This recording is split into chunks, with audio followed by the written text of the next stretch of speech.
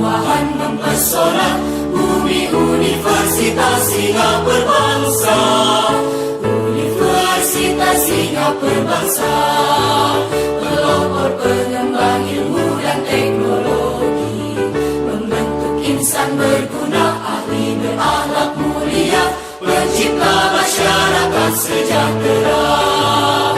Kepadamu Tuhan, sujud syukur kami persembahkan, limpahkan kami kebahagiaan, pengabdi kemanusiaan. Bangkit tegak berdiri menjulang tinggi, Sivitas Universitas Singa Berbangsa, membangun Indonesia, dan landasannya menjadi alma mater kebanggaan. Unsika semoga tetap jaya, Unsika semoga tetap jaya.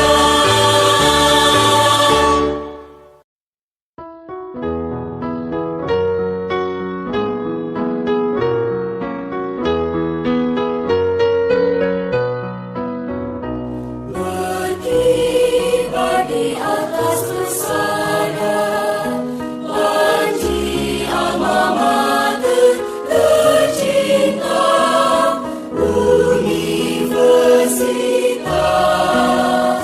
Singa Berbangsa, mengemban tugas dan mencerdaskan putra berdiri, tinggal menuju masa depanmu. Singa Berbangsa, alma materku. Tegaklah namamu sebagai lumbung ilmu, wahana pencipta sarjana, penggerak pembangunan.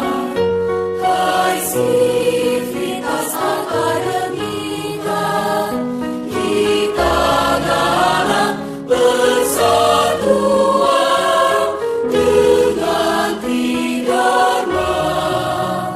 Kita wujudkan masyarakat adil, makmur, sentosa, sejahtera. Assalamualaikum warahmatullahi wabarakatuh. Perkenalkan, nama saya Ismi Nur Hasanah dengan NPM 19106310504143 dari kelas 6F, Program Studi Pendidikan Matematika Fakultas Keguruan dan Ilmu Pendidikan Universitas Singa Berbangsa Karawang. Video ini dibuat untuk memenuhi tugas mata kuliah Inovasi Pendidikan dengan dosen pengampu Bapak Dr. Dadang Rahmat Munandar, MPD. Baik, di video kali ini kita akan membahas mengenai inovasi pendidikan. Ya, apa sih inovasi pendidikan? Inovasi pendidikan adalah suatu ide yang ditemukan sebagai hal yang baru bagi seseorang ataupun sekelompok orang, baik berupa hasil intervensi atau discovery yang digunakan untuk mencapai tujuan pendidikan atau memecahkan masalah pendidikan yang sedang terjadi. Oke, selanjutnya kalau kita udah tahu nih apa sih inovasi pendidikan, terus apa saja ya tujuan pendidikan? Tujuan inovasi pendidikan, teman-teman. Apa ya tujuannya? Itu yang pertama, meningkatkan. Tentu saja pasti harus meningkatkan pendidikan. Kenapa? Karena di zaman kemajuan saat ini pastinya negara Indonesia diperlukannya suatu inovasi pada bidang pendidikan untuk bisa sejajar dengan kemajuan-kemajuan yang ada di negara-negara lain. Selanjutnya, inovasi apa aja sih yang udah dilakukan dalam pendidikan? Tentunya pasti banyak banget yang udah dilakukan dalam bidang pendidikan, karena tujuan dari inovasi tersebut tadi ya, untuk meningkatkan pendidikan ya kan. Pasti kenapa harus selalu meningkatkan, itu harus ada inovasi, harus ada pembaruan dan lain-lainnya.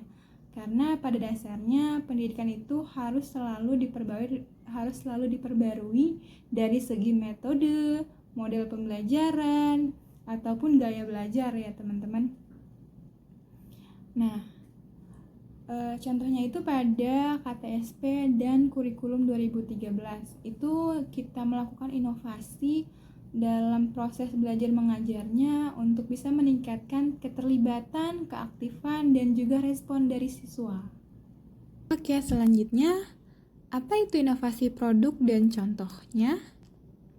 Nah, kita bisa mengetahui bahwa inovasi produk yaitu sebagai usaha yang dilakukan seseorang dalam merancang sesuatu yang bertujuan untuk memperbaiki, meningkatkan, dan mengembangkan produk yang sudah ada selama ini. Produk yang dikembangkan bisa berupa meningkatkan kinerja, desain produk, dan tidak selalu dalam bentuk barang. Contohnya seperti yang ada di gambar. Misalkan itu buku bahan ajar yang bisa diinovasi dari segi tulisan, isi, desain, dan harga, namun tidak merubah total maksud dan tujuan dari produk buku tersebut. Gitu teman-teman. Yang ada di gambar ini kita bisa melihat bahwa buku bisa kita dapatkan dalam bentuk nyata dan bentuk digital. Selanjutnya, apa itu inovasi pendidikan Brandly?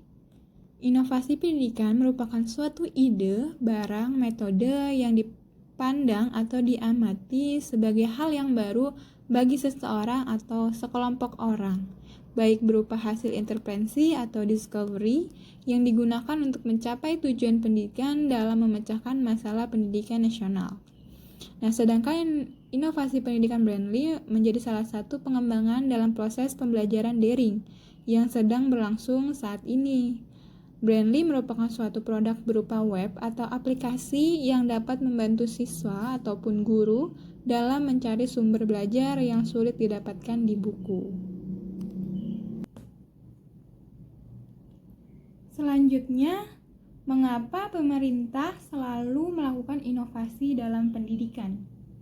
Nah, pemerintah selalu melakukan inovasi dalam pendidikan itu sebagai wujud meningkatkan untuk dapat mencapai tujuan pendidikan.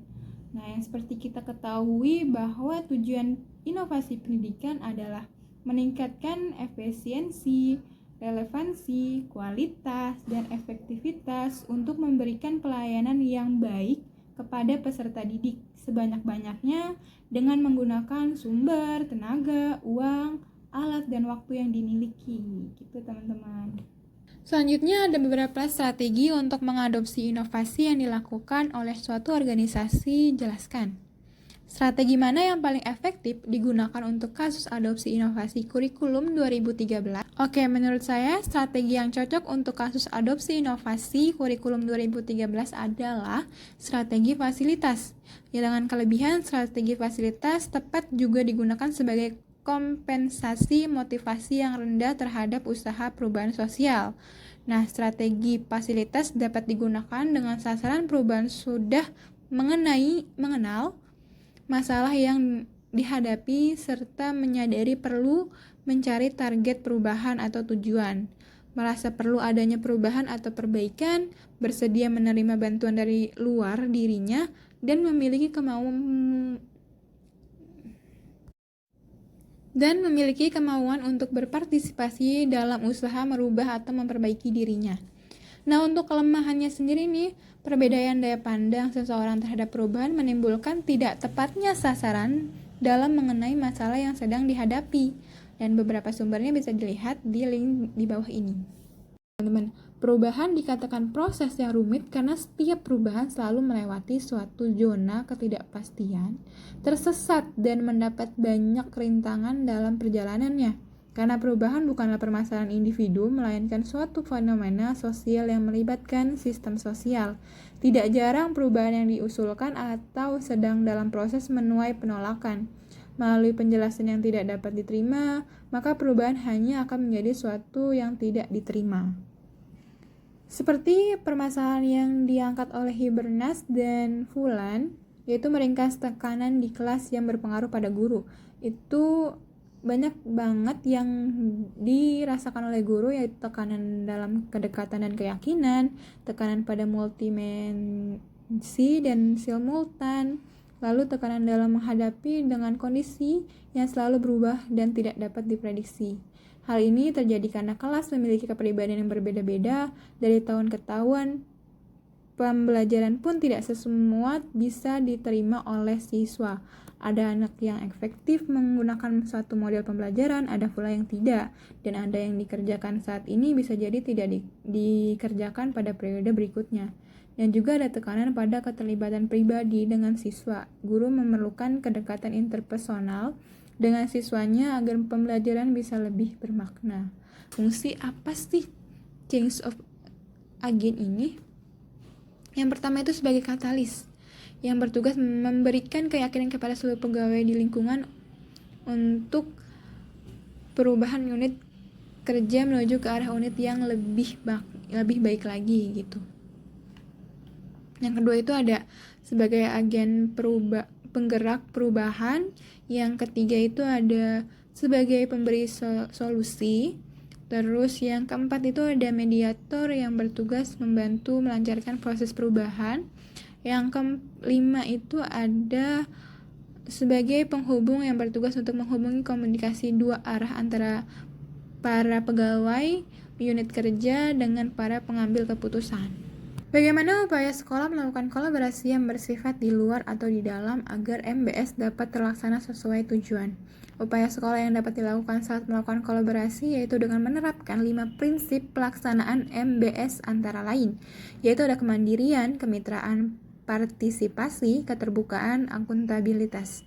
Dan beberapa pengertiannya itu bisa dilihat di link di bawah ini. Blockchain adalah teknologi yang digunakan sebagai sistem penyimpanan atau bank data secara digital yang terhubung dengan kriptografi. Penggunaannya tidak terlepas dari Bitcoin atau cryptocurrency. Nah, selanjutnya itu ada kriptografi atau cryptocurrency adalah Bitcoin dan berbasis blockchain lainnya bergantung pada metode kriptografi untuk menjaga keamanan dan penempatan kripto dalam namanya. Kriptografi adalah praktik matematika atau komputasi dari encoding atau decoding data. Lalu ada non-fungible token atau NFT adalah sertifikat keaslian yang unik pada blockchain yang biasanya dikeluarkan oleh pencipta aset. Sedangkan metaverse adalah dunia virtual atau 3D yang diciptakan menggunakan teknologi augmented reality, virtuality, dan video yang mana penggunaan dapat merasakan hidup dalam dunia virtual. Tuliskan contoh inovasi dalam pembelajaran matematika, kemudian jelaskan. Pembelajaran inovatif adalah pembelajaran yang lebih bersifat student center, artinya pembelajaran yang lebih memberikan peluang kepada siswa untuk mengkonstruksi pengetahuan secara mandiri dan dimediasi oleh teman sebaya. Pembelajaran inovatif mendasarkan diri pada paradigma konstruktivistik.